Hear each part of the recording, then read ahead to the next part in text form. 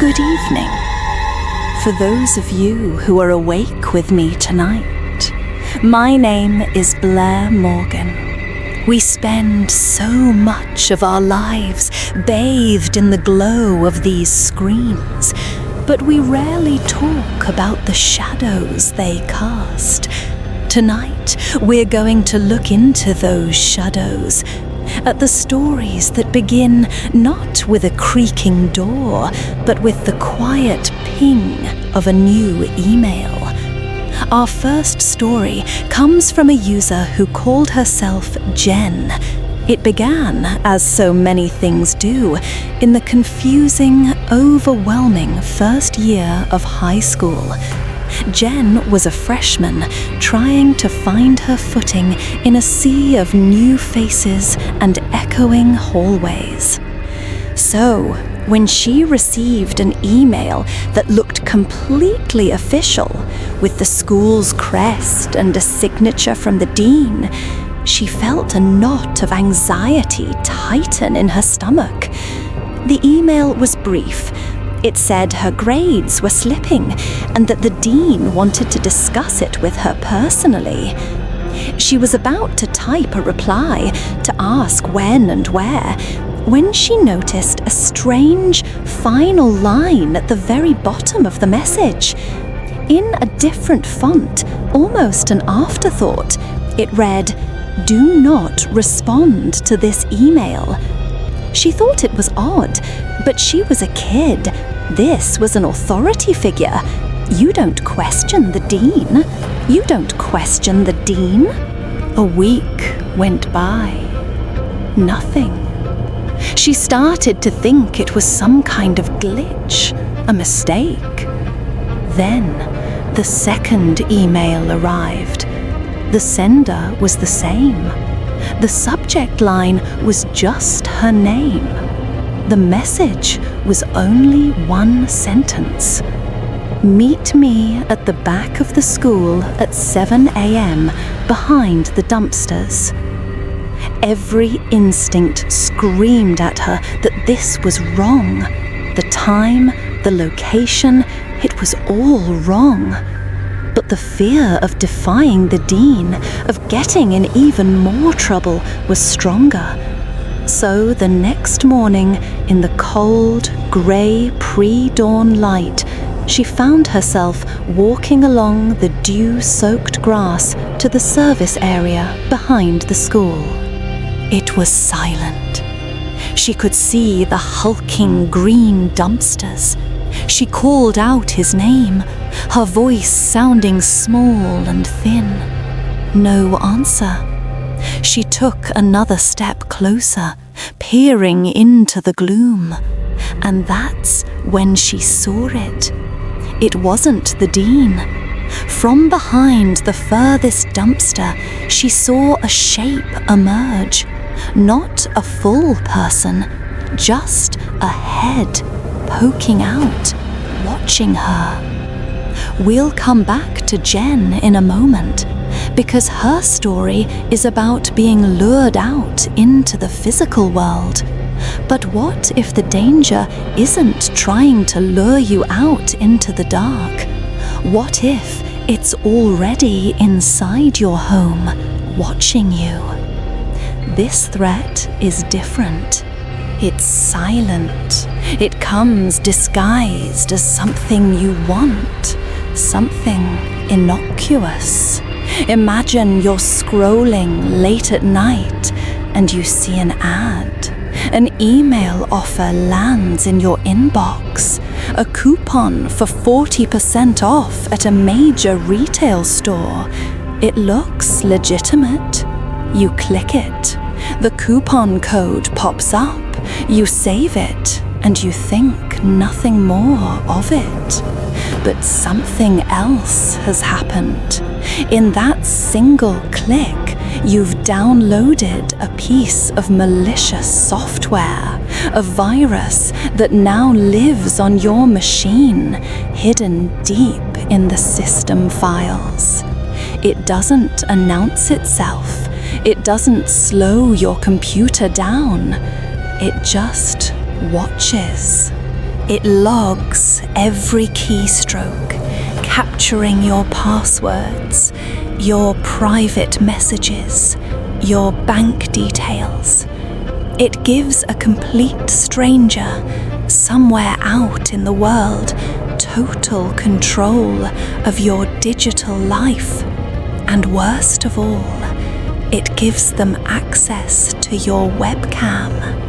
They can turn on that little camera, that tiny, black, unblinking eye, at any time, watching you as you sit at your desk, illuminated by the screen, completely, blissfully unaware. This isn't just a theory.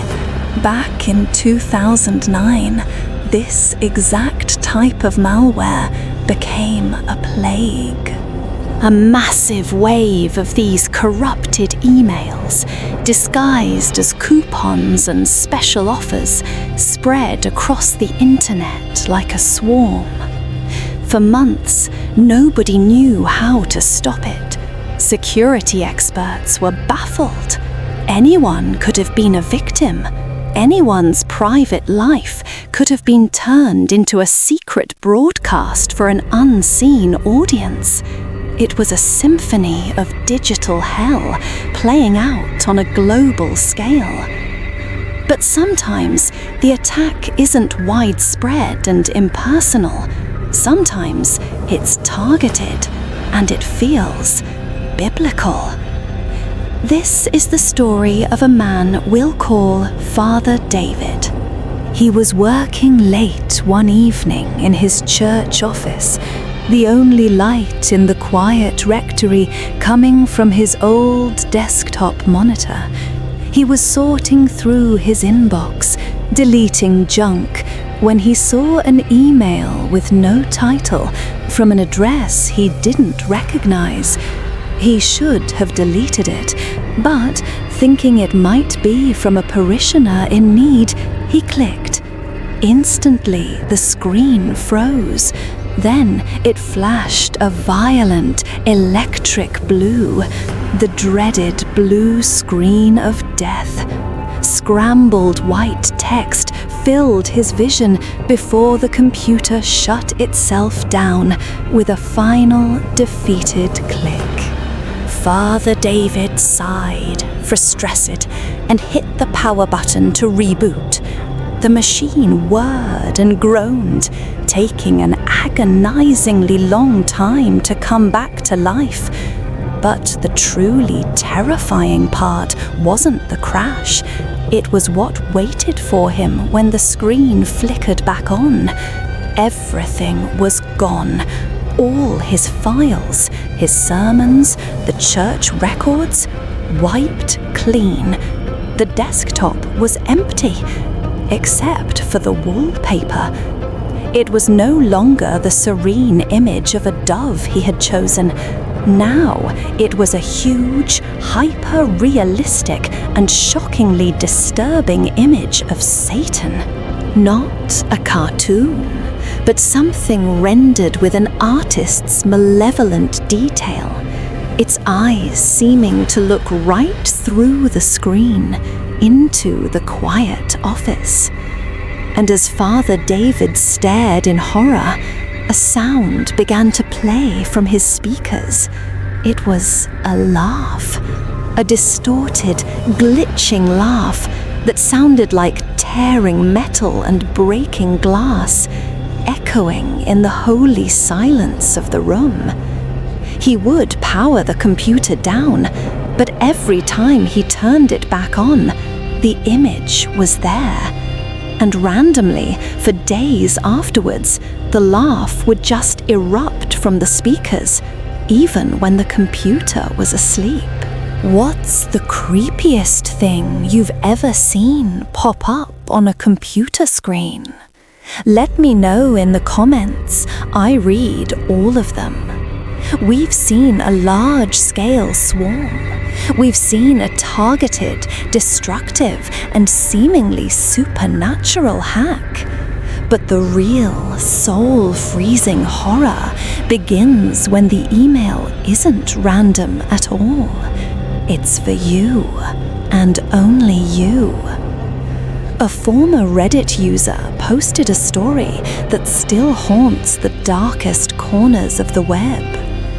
It began not with an email, but with a text message from an unknown number. Just 4 words. Check your email now. His heart began to pound. He opened his laptop, went to his inbox. There it was, an email from an equally cryptic address. The subject line was in all caps, "Download this now." His blood ran cold. The email was addressed to him using his full legal name. Then it listed his home address, his current phone number. It knew everything. And below the text, there was a list of 5 attachments. This is where the story shifts from a simple hack into something else entirely. The ultimate fear, I think, is the fear of the unknown, and this user was staring that fear right in the face. He stared at the 5 attachments. 4 of them were image files, JPEGs. The 5th was a program, an EXE file. Ominously, it had the same name as the subject line, "Download this now.exe." He knew with every fiber of his being that he should not click that file. It was a Pandora's box made of code, and he had no idea what terrors it would unleash.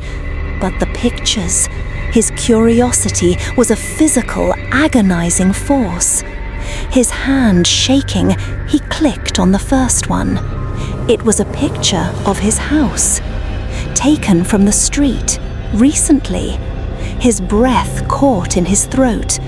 He clicked the second file. It was a faded, black and white photograph of a very young woman he didn't recognize at first, and then, with a sickening lurch, he did. It was his mother, from decades ago, long before he was born, a photo he had never seen before. He opened the third. This one was in color, a picture of him as a baby, wrapped in a blanket in a hospital bassinet, a picture he knew was in a physical photo album in his parents' attic, 2 states away. His mind was reeling. How? How was any of this possible? With a sense of complete dread, he opened the 4th and final image. It was blurry, taken in low light. It was a picture of a middle-aged man he had never seen before in his life. A man with hollow eyes and a grim expression, staring almost directly into the camera, as if he knew his picture was being taken. Who was this man? Was he the sender? A victim? A warning? And the file, the .exe file, it just sat there on the screen. A promise or a threat? An answer he was terrified to know. He never clicked it. He went to the police, who were just as baffled as he was. And the Reddit post where he told this story, it was deleted within a month. The user's account scrubbed from the site. We will never know what was in that file. Sometimes the horror isn't a supernatural mystery. Sometimes it's terrifyingly, brutally human. This is Sandy's story. She was fresh out of a messy, painful divorce and trying to piece her life back together. On the advice of friends, she signed up for a popular dating site. A few days later, an anonymous email arrived. The sender knew her full name. They knew about her breakup. They wrote that they had seen her profile and knew they would be a perfect couple. Then it got worse. The next email had an attachment. It was an explicit photo. Her first thought was that it was her ex-husband trying to torment her, but the details were wrong. It wasn't him. The emails kept coming, each one angrier, more aggressive. She felt violated, hunted. She tried to ignore it, setting up filters, blocking the addresses, trying to reclaim her digital space, her peace of mind. She was starting to feel safe again. She was moving on, until one final message came through, slipping past her filters. It had one attachment. She braced herself, expecting another angry rant, another disgusting photo, but it was none of those things. Her browser downloaded the image. She clicked it open. It was a picture of the side of her house. The porch light was on, and in the corner of the image, the faint digital glow of the timestamp showed it had been taken less than an hour ago. The silence in her house was suddenly deafening. The threat was no longer on her screen. It was outside. She blocked the email address, changed her number, and installed security cameras. And she never heard from him again. Was it the ex? Was it a stranger from the dating site who had tracked her down? She will never know. She just has to live with the silence and the question. From webcams turned into spy cameras, to emails that seem to come from hell itself, to an anonymous stalker who closes the distance from the inbox to your front lawn. The digital world can bleed into our reality in the most horrifying ways. These threats can feel like they come from shadowy phantoms or master criminals, entities with immense power, but the reality is often more mundane and therefore so much more terrifying. Let's go back to Jen, the freshman girl standing in the cold, watching a head poke out from behind a dumpster. She didn't scream. She just turned and she ran. She ran faster than she had ever run in her life, not stopping until she burst through the school doors. Her parents called the police, and they did what police do. They traced the email. It didn't come from a sophisticated hacker's lair in some remote country. There was no complex code to break. The email that had terrified a young girl and lured her into a potential trap was sent from a public computer in the furthest, quietest corner of the local library. The monster could be anyone. A person sitting in a public space, using a public machine, reaching through the web to touch your life. What's the creepiest thing you've ever seen pop up on a computer screen? Let me know in the comments. I read all of them. And if these stories tonight sent a chill down your spine, and you want to continue exploring these dark corners of our world with me, a simple like and a subscription lets me know you're out there listening in the dark.